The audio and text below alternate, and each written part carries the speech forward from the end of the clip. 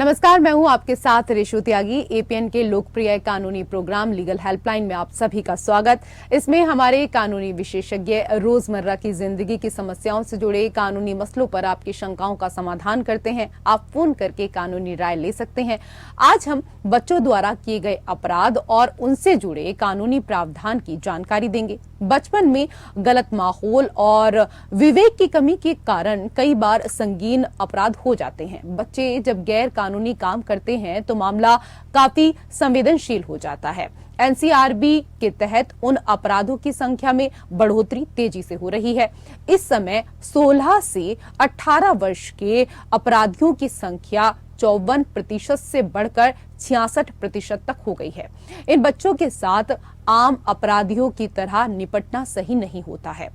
इसके लिए juvenile justice act बनाया गया है। देश में बच्चों द्वारा किए गए गैर कानूनी काम के लिए बाल अधिनियम के स्थान पर 1986 में जुवेनाइल जस्टिस एक्ट लागू हुआ। जुवेनाइल जस्टिस एक्ट के तहत 16 वर्ष तक की आयु के लड़कों और 18 वर्ष तक की आयु की लड़कियों के अपराध करने पर बाल अपराधी माना जाता है। बाल अपराध के लिए एज लिमिट यानी आयु सीमा अलग अलग राज्यों में अलग अलग निर्धारित की गई है। अगर किसी आरोपी की आयु 18 वर्ष से कम हो तो उस आरोपी का मुकदमा अदालत के स्थान पर जुवेनाइल जस्टिस बोर्ड में चलता है। तो ये थी कुछ बुनियादी जानकारी। जुवेनाइल जस्टिस एक्ट से जुड़े तमाम पहलुओं पर विस्तार से जानकारी देंगे हमारे आज के कानूनी विशेषज्ञ अधिवक्ता परमानंद पांडे जी। सर, बहुत स्वागत है आपका हमारे खास कार्यक्रम में। तो परमानंद जी, आपको जुवेनाइल जस्टिस एक्ट से जुड़े तमाम नियम और कानून की जानकारी आज आपको देने वाले हैं। अगर आपका इस मसले से जुड़ा हुआ कोई भी सवाल है तो आप फोन करके राय ले सकते हैं। फोन लाइंस खुल चुकी हैं। 2 नंबर आपके टीवी स्क्रीन पर हैं, 0120612793 और 012061279338। इन दोनों में से किसी भी एक नंबर पर आप डायल करें और बाल अपराध से जुड़ी कानूनी जानकारी हासिल करने के लिए आप आज हमारे विशेष कार्यक्रम लीगल हेल्पलाइन में कॉल कर सकते हैं। ज्यादा जानकारी आज हमें देंगे इस विषय पर परमानंद पांडे जी।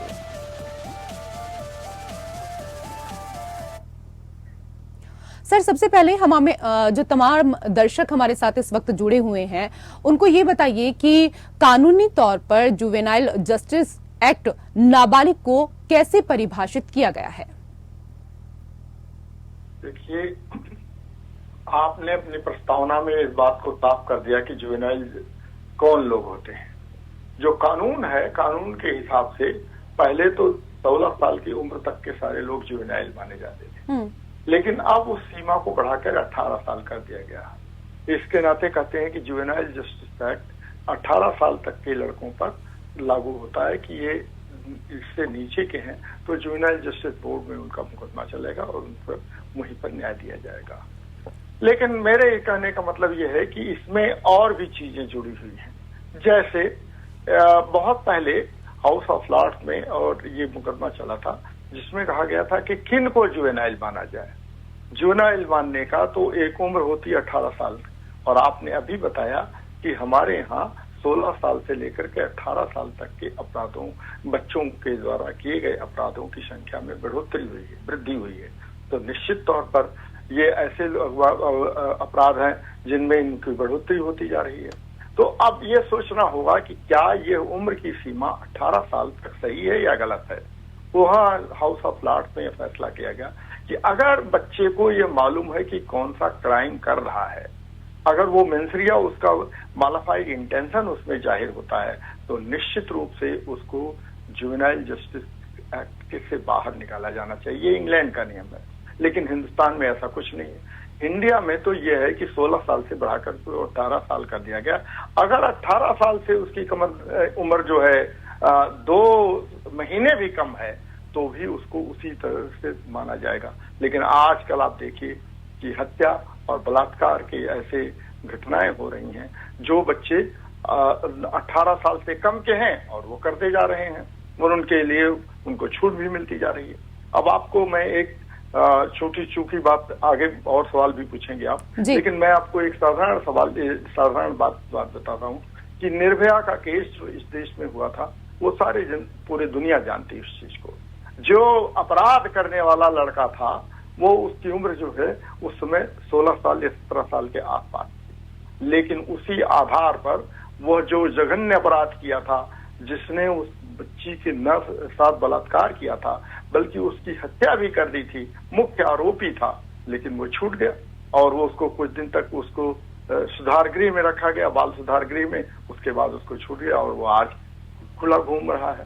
तो ये स्थिति है। आपको अपराध कैसे करने वाले लोग हैं उनकी उम्र के अनुसार न डिसाइड करके उनको इस आधार पर डिसाइड करिए कि क्या उनको उस अपराध का ज्ञान है या नहीं।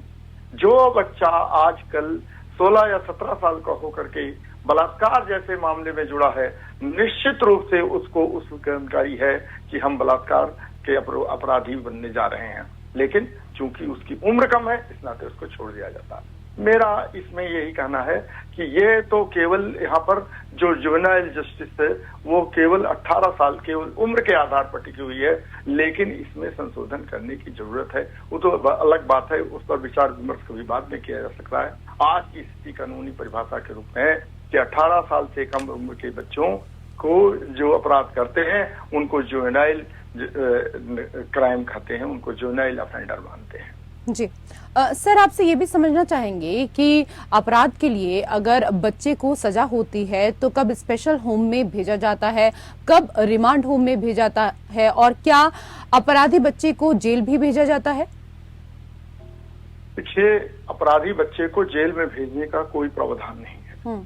अपराधी बच्चे को रिमांड होम में भेजने का उसके बारे में सोचना पड़ता है। उसको रिमांड होम में भेजा जा सकता है। उसके वहां पर जब तक वो उम्र पूरी नहीं कर लेता है कम से कम, तब तक वो वहां पर रिमांड होम में रहेगा और उसके रिफॉर्मेशन हाउस में, रिफॉर्म हाउस में भी रखा जाता है, जहां पर उसको सारी सुविधाएं दी जाती हैं कि वह उसका सुधार किया जा सके।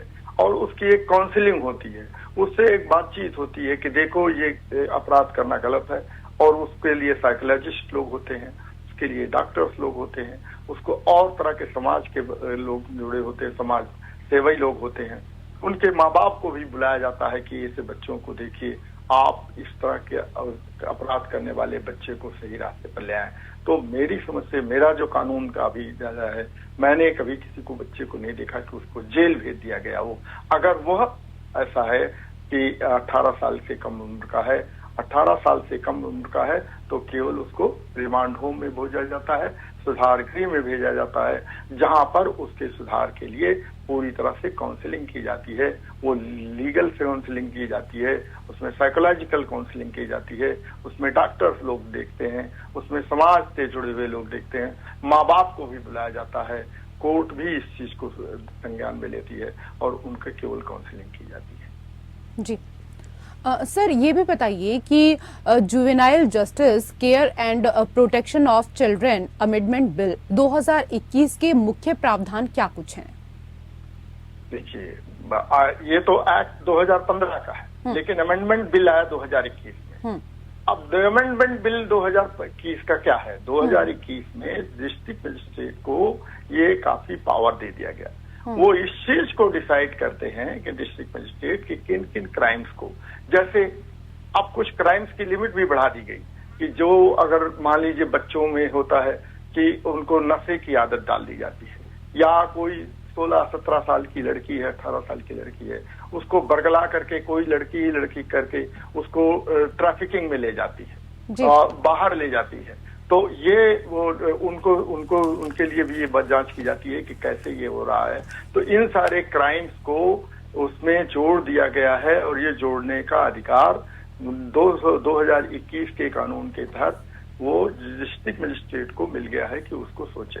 तो कई अपराध ऐसे होते हैं जिन अपराधों के बारे में डिस्ट्रिक्ट मजिस्ट्रेट या निर्णय लेने के लिए अधिकारी हो सकते हैं कि कौन से कानून के तहत इनको रखा जाए। और अगर ये एक चीज और भी है कि उनकी जांच भी पड़ताल भी, कि अगर ये स्थिति आती है कि ये वाकई एक डाई हार्ड, एक हार्डेंड क्रिमिनल हैं, तो उनकी जांच के लिए किचन का बात सोची जाए, वो भी डिस्ट्रिक्ट मजिस्ट्रेट करते हैं। ये 2021 के प्रावधान के तहत आया है।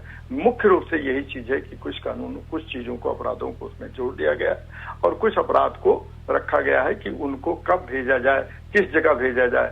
ये बात 2021 के प्रावधान में आई है। अपराध से जुड़ी कानूनी जानकारी के बारे में यहाँ पर बात कर रहे हैं और कानूनी जानकारी आज हमें दे रहे हैं परमानंद पांडे जी। अगर इस विषय से संबंधित आपका कोई भी सवाल है तो आप भी हमारे इस खास कार्यक्रम में कॉल कर सकते हैं। सर, ये बताइए कि जुवेनाइल बिल में किए गए संशोधन के तहत किसी नाबालिग के खिलाफ कोई आपराधिक मामला लंबे समय से चल रहा है तो इस मामले का निस्तारण 6 माह के भीतर नहीं हो पा रहा है, तो ऐसी परिस्थिति में उस मामले को हमेशा के लिए समाप्त करना होगा। इसके बारे में भी थोड़ा विस्तार से हम आपसे समझना चाहते हैं। अगर मान लीजिए किसी बच्चे का है और वो केस चल रहा है, उसका निस्तारण अगर नहीं, जुवेनाइल जस्टिस बोर्ड उसका नहीं कर पा रहा है, तो ये मान के चला जाता है कि अपराध इसका गंभीर नहीं है। गंभीर अगर होता तो उसके बारे में सोचा गया होता। उसमें यह है कि 3 साल से कम का अपराध है तो निश्चित तौर पर 6 महीने के भीतर अगर नहीं कुछ हो पाया तो उसको छोड़ दिया जाता है और कुछ भी बात नहीं। लेकिन 3 साल से ऊपर का अपराध ऐसा है जिसमें जैसे उसने मर्डर किया है या जैसे उसने कोई रेप किया है, 17-18 साल के लड़के ने जो 18 साल से नीचे का है उसने रेप किया है, तो ये गंभीर अपराध है और इसमें 7 से 7 साल से ऊपर की सजा हो सकती है। तो निश्चित तौर पर ऐसे मामलों के लिए उसमें ये देखा जाता है कि ये 6 महीने के भीतर अगर फैसला नहीं हो पा रहा है तो डिस्ट्रिक्ट मजिस्ट्रेट को, जो अभी आपने पहला सवाल किया था, उसके तहत ये दिया जाता है कि इस मामले को कोर्ट में भेज दिया जाए। कोर्ट में अगर भेज दिया जाएगा तो उसके खिलाफ वैसे ही मुकदमे चलाए जाएंगे जैसे एक एडल्ट के खिलाफ मुकदमे चलाए जाते हैं। अगर 3 साल से कम सजा वाले कोई क्राइम किया गया है और 6 महीने के भीतर उसका फैसला नहीं कर दिया जाता है तो निश्चित रूप से उस बच्चे को छोड़ दिया जाएगा और उसके खिलाफ जो मुकदमा है वो रद्द कर दिया जाएगा। ये है प्रावधान। जी सर, ये भी बताइए सोशल रिपोर्ट क्या होती है और किन हालातों में बनाई जाती है और इसके बनाने के नियम क्या कुछ हैं? देखिए, सोशल रिपोर्ट तो यही है कि जैसे कोई घटना हो रही है उस चीज को, अब आपको किसी आदमी को ये देखना होता है, समाज जो सोशल रिपोर्ट होता है वो उसमें ये देखना पड़ता है कि कैसे किस व्यक्ति क्यों अपराध में जा रहा है, उसके माँ बाप की बैकग्राउंड क्या है, वो किस समाज में रह रहा है, कैसे लोगों के बीच में रह रहा है, क्या अब वो निर्भया वाले केस को ही देखिए कि वो किन के बीच में रह रहा है, क्या आपराधिक प्रवृत्ति के लोग उसमें रह जुड़े हुए हैं, क्या ऐसा है कि उनके माँ बाप की बैकग्राउंड ऐसी है, क्या ऐसा है कि तस्करी और माने लड़की या उसी ढंग के मामले में रहते हैं कि जिसमें उनको कहीं भेज दिया जा रहा हो, जैसे उनके साथ बहुत बदचलन का व्यवहार किया जा रहा है, या लड़की या लड़के के साथ कोई ऐसा उसके साथ दुर्व्यवहार होता जा रहा है जिसमें परिवेश में वो पल रहे हैं, तो यह सोशल ऑडिट का काम होता है। उसमें समाज के लोग ये जागरूकता फैलाने का काम करते हैं और देखते हैं कि ऐसी सोशल ऑडिटिंग उसको की जाए कि जिससे उसको पता चल सके कि इस क्राइम में, इस अपराध में वो संलिप्त क्यों पाए जाते हैं, संलिप्तता का कारण क्या है, ये जानने के लिए social audit report social audit की जाती है, ये रिपोर्ट तैयार की जाती है। उसी के अनुरूप उस चाइल्ड को दंड दिया जाता है या सुधार के लिए प्रयास किया जाता है। यही इसका उद्देश्य और ऐसा ही इसका जी। सर, ये भी समझाइए कि गंभीर अपराधों के लिए कितनी सजा हो सकती है, क्या कुछ इसका प्रावधान है और गंभीर अपराध की परिभाषा क्या है? देखिए, गंभीर अपराध की परिभाषा तो यही है कि जो 7 साल से जिसमें ज्यादा सजा मिल सकती है वो उसको हमारे यहाँ कानून में गंभीर अपराध, उसको हीनियस क्राइम्स में माना जाता है। और 7 साल माने 3 साल से 5 साल तक की जो सजा मिल सकती है उसको उतना क्राइम, हीनियस क्राइम नहीं माना जाता है। जैसे मर्डर किसी ने कर दिया है तो मर्डर का क्राइम वो 7 साल से ऊपर की सजा मिलती है, और जैसे किसी ने रेप किया है वो उसमें 7 साल से ऊपर की सजा होती है, ये एक गंभीर अपराध माना जाता है। और इससे कम उसको माना जाता है कि वो उतना हीनियस क्राइम नहीं है, वो गंभीर अपराध नहीं है। लेकिन जैसे अगर मान लीजिए 18 साल से कम उम्र का कोई बच्चा हुआ, 2-4 महीने कम हुआ, तो उसके ऑडिट में यह होता है कि 2-4-6 महीने उसको कहीं रूम में रखा जाता है। लेकिन अगर वो उतने समय के भीतर वो अवधि पूरी कर लेता है तो उसके ऊपर देखा जाएगा कि उस उम्र के बाद उसके ऊपर मुकदमा चलाया जाएगा और उसको वही सजा मिलेगी जो सजा किसी एडल्ट को मिलती है। क्योंकि 2-4-6 महीने की स्थिति में ऐसा मान लिया जाता है कि इसका मेंथरिया, इसका मॉडिफाइड इंटेंशन है और इसके इरादे खराब थे और इसने ये जानबूझ करके अपराध किया है, ये इस चीज का, इसको अपराध का ज्ञान है, इस उम्र का फायदा नहीं ले सकता है। अन्यथा केवल अनलेस कि वो कोई दिमागी रूप से खराब हो या मानसिक रूप से पीड़ित हो या कोई ऐसी स्थिति आ गई हो जिसके कारण उसके अपराध को यह मान लिया जाए कि बहुत संगीन अपराध कर रहा है।